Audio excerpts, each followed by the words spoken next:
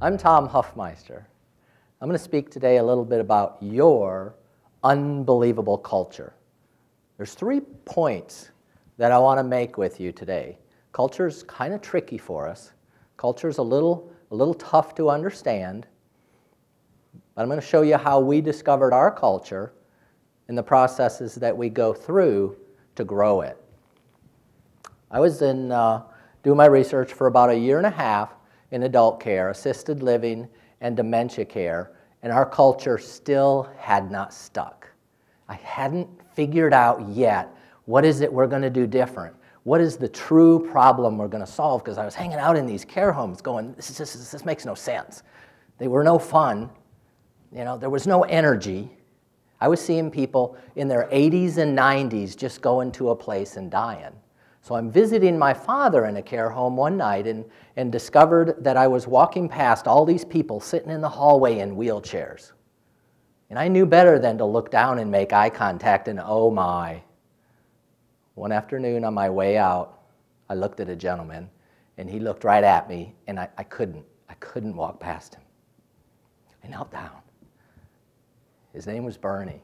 How you doing? I'm shaking his hand and I'm going, wow, I'm here for a while. He wasn't going to let me go. I started engaging with Bernie and I started speaking with him. When I would walk past him, his head was down. I had no idea. This gentleman was absolutely brilliant. He was funny. He was engaging. I was having the time of my life, and I looked up and I thought, look at these people. And I had to go start shaking hands and hanging out with more people. And I'm going, holy smokes, all the rest of them are just like Bernie. I found myself driving home in total tears. I said, that's it.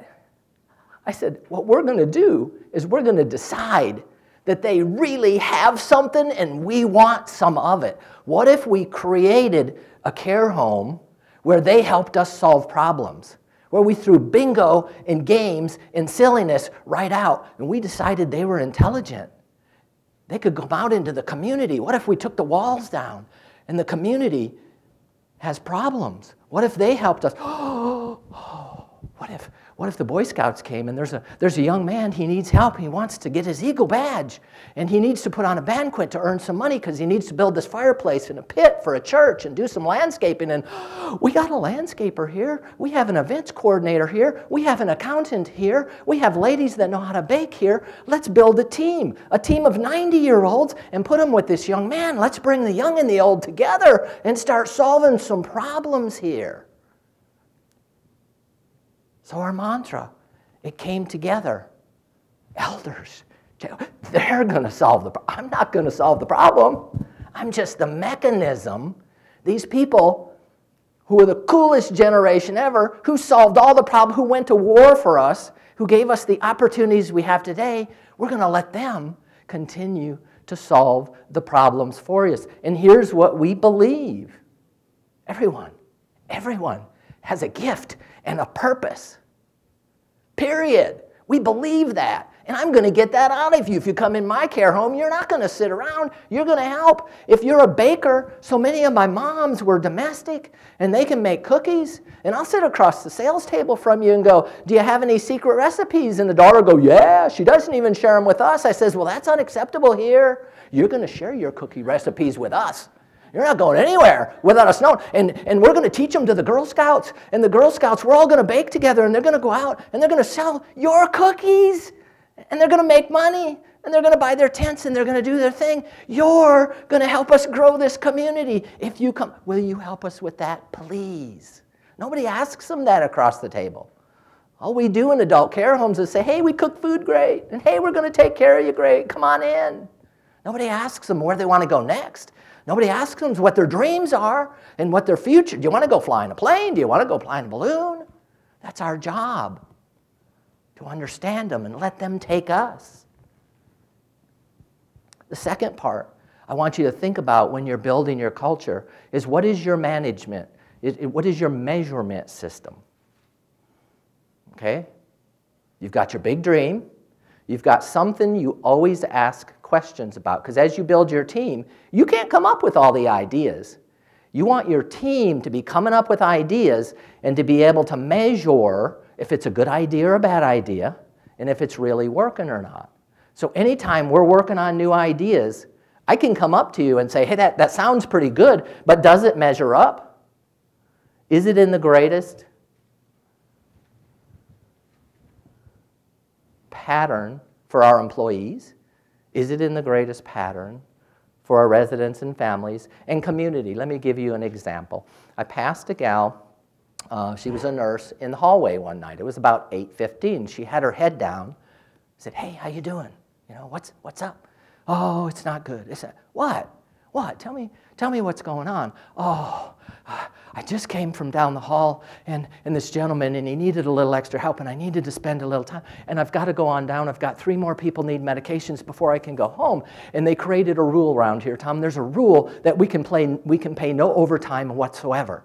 Okay, I was supposed to be out of here at 8 o'clock, and if I go down and I book out at 8 o'clock and come back up on the floor, I'll instantly be fired. But if I stay up on the floor and finish what I know needs to be finished, my boss and I both get yelled at in the morning for doing overtime, and that's not allowed. I went, wow, we're not measuring properly. We put her in a no-win.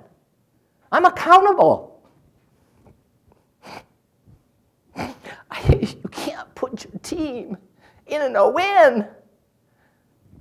I've got residents and families we're accountable to. She could have skipped that gentleman, but her heart was to do the right thing. I have to have systems that let her do her job.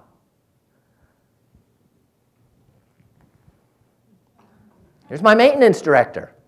I want to make sure when he comes to your room when you're 90 that you're all right with him being there, that it's going to be a little fun when he changes the filter in your AC. You got to let your employees go and engage with who they're accountable to and who the job is. This gal here, she's a nurse. We discovered she had a prize cow. That's kind of crazy. Can you bring your cow? Can I bring my cow? Nobody ever told me, bring your cow to work. Let's have bring your cow to work day. Gentleman was a farmer. He passed me later in the hall that day, and he came up, Tom, he said, Tom, it's been 15 years since I've smelled the perfume of the farm. I said, yeah, I just got through shoveling it up. Let's hear from Mary. She lives in one of our care homes. I'm the editor of the Osprey Flyer, which is the newsletter for the Osprey Lodge. After years as a reporter and photographer for the Richmond Palladium Item, Tom Hoffmeister asked Mary to be the editor for the Osprey Lodge resident newsletter. There was just one problem. I said, well, that's fine, get me a typewriter. And, oh no, we'll get you a computer, which I had never even seen up close before. Most of our residents today all work on computer.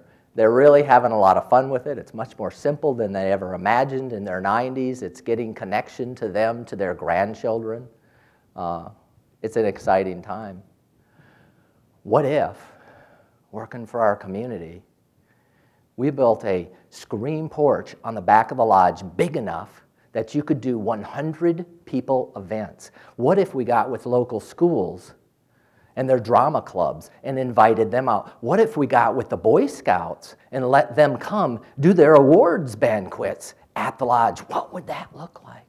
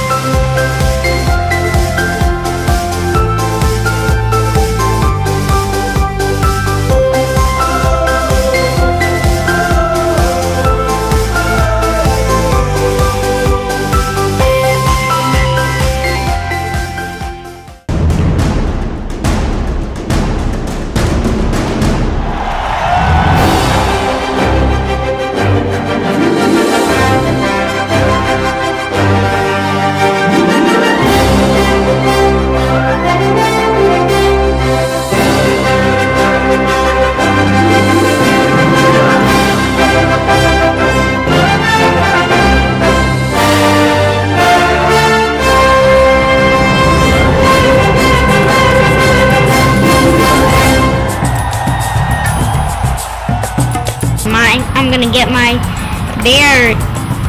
Your what? Bear badge? Yeah, bear badge.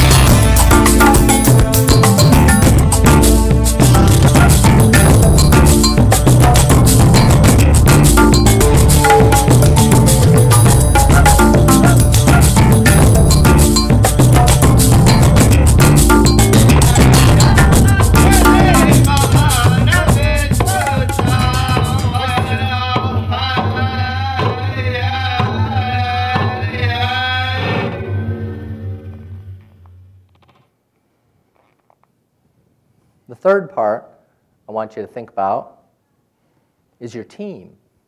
I want you to create the parameters for your team that will engage within the guidelines you've created that will accomplish the goal at hand. Here were some of the parameters we wanted. We knew we needed folks with integrity. We wanted folks with servant leadership. We knew we wanted empathy for our elders. When you build these guidelines, you use these for your hiring practices,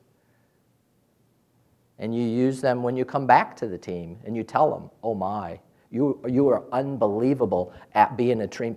You are unbelievable at being an innovator. We saw you come up with this idea last week. So your job reviews start to become the things they're great at. Okay, we got 2 things we want to work on, but I'm having a hard time getting over that thing you created last week. Wow, we're loving you on this team. Know exactly what your team has to look like. If I have to figure out, it's very important to me that everyone on the team has extraordinary empathy. Everyone, from the guy that mows the lawn to the people who do the dishes, for my elders.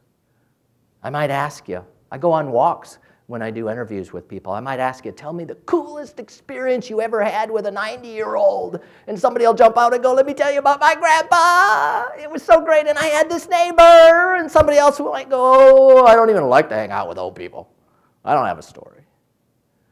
We're going to know that before we bring you to the team, because these are very important to our success, and we measure them every day. Come up with some little ideas that complement the patterns of your culture. Maybe instead of having a cola machine, maybe we just want to put cola in a refrigerator in the employee lounge, and we want to put a little cup that says, put your 50 cents here if you want to take out a drink. That says we trust you. That says we believe you have integrity. A cup with 20, 30, 40 bucks in it is a pretty small risk for us as a company, realistically.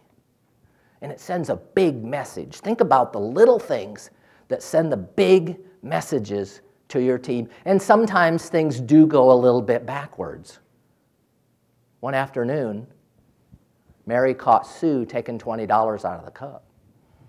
They went in and they talked to the boss. He said, Sue, I understand you may have taken $20. And she put her head down. She started to cry. He said, hey, why'd you do it? She says, I'm not sure I have enough gas left in my car to even make it to the gas station. I got to get my kids. If I can't get my kids from daycare soon enough, they start finding me. And then he said, okay, I understand. I understand. He said, I need you to promise me 2 things. Can you promise me that you'll never steal from your team again, that you'll never take money away from all those that you work with? And she said, you mean you're not going to fire me? Can you promise that? She said, I can. He says, here's what else I want. He said, if I look busy, if my door is closed, if I'm on the phone, I want you to come to me if you have a problem. He said, because you show up every day and you're on time and the team loves you and the residents love you and you give to us. If you have a problem, you come to us because we're here for you. This is a 2-way street. Will you promise you'll come to me in your time of need? He says, here's 20 bucks. Put that in the jar and go back to work. At the end of the day, I want you to peek your head in the door and say goodbye. Can you do that? Yeah, sure. And sure enough, She peeked her head in his door on the way out of work that day at about 5:30. He says, "Wait a minute, which way are you driving?" She said, "Well, I'm heading that way. I gotta go get the kids." He said, "Well, I'm gonna follow you out. I'm gonna make sure you get to the gas station. We're gonna fill up your car."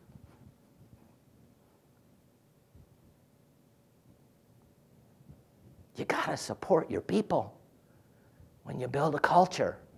I want you to go out there and look at the big dream. Look at the problem that needs to be solved. I want you to create some parameters around it. Create the guidelines, create the rule book that you're never going to move away from. Build the team that can solve those problems. And build your unbelievable culture. Thank you.